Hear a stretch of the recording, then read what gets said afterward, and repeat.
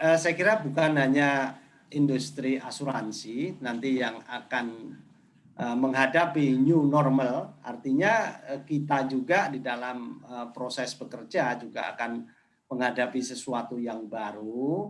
Nah, ini eh, perlu kami informasikan juga, kebetulan di industri keuangan non-bank itu kita juga mengatur, mengawasi berbagai macam industri keuangan non-bank. Itu ada sekitar 8 industri yang kami awasi.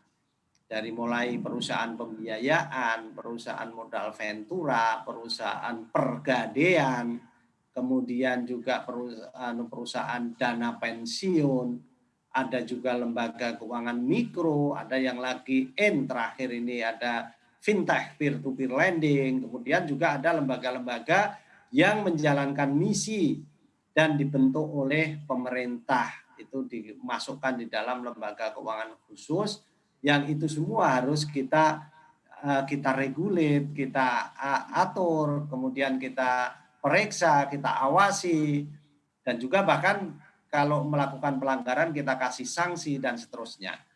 Nah, terkait dengan fenomena baru dampak COVID ini, tentunya saya kira nanti ke depan akan ada suatu adjustment baru terkait juga dengan tentunya sistem IT menjadi suatu keharusan, harus di-upgrade semuanya. Nah, kemudian juga terkait dengan masalah kantor, ini juga menjadi berkurang saya kira nanti bagi yang masih menyewa kantor. Kemudian juga terkait dengan jumlah SDM. Nah, ini menjadi suatu permasalahan yang itu tentunya nanti perlu didiskusikan lebih lanjut, apa masih perlu SDM sebanyak ini atau kita ngikut istilahnya sistem yang zero growth atau minus growth, atau dibiarkan saja yang tua-tua secara alamiah pensiun sehingga nanti suatu titik tertentu ada new equilibrium baru, berapa SDM yang pas untuk perusahaan masing-masing. Jadi ada banyak sekali aspek yang tentunya nanti akan berubah, baik dari bisnis proses ketika kita mengunderwrite suatu produk asuransi, kemudian memproses di dalam perutnya perusahaan, kemudian di dalam memproses klaim, kemudian bagaimana kita menginvestasikan dari hasil premi yang dikumpulkan dan lain-lain.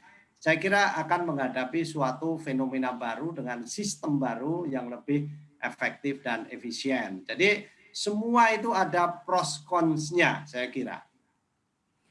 Semua ada pro dan kontranya ya Pak. Sejauh ini Anda Ya. melihat seperti apa adaptasi dari perusahaan-perusahaan asuransi di tanah air untuk bisa menyesuaikan diri, melakukan inovasi, terobosan maupun juga digitalisasi Pak? Memang secara individual terus terang kami belum mengecek antara perusahaan yang satu dengan perusahaan yang lain. Karena begitu banyaknya, ada 150-an perusahaan asuransi dengan pengawas yang sangat terbatas, itu harus kita awasi. Jadi saya kira untuk perusahaan-perusahaan yang Big Ten lah, itu yang mayoritas memang terus terang ini joint venture ini Mbak.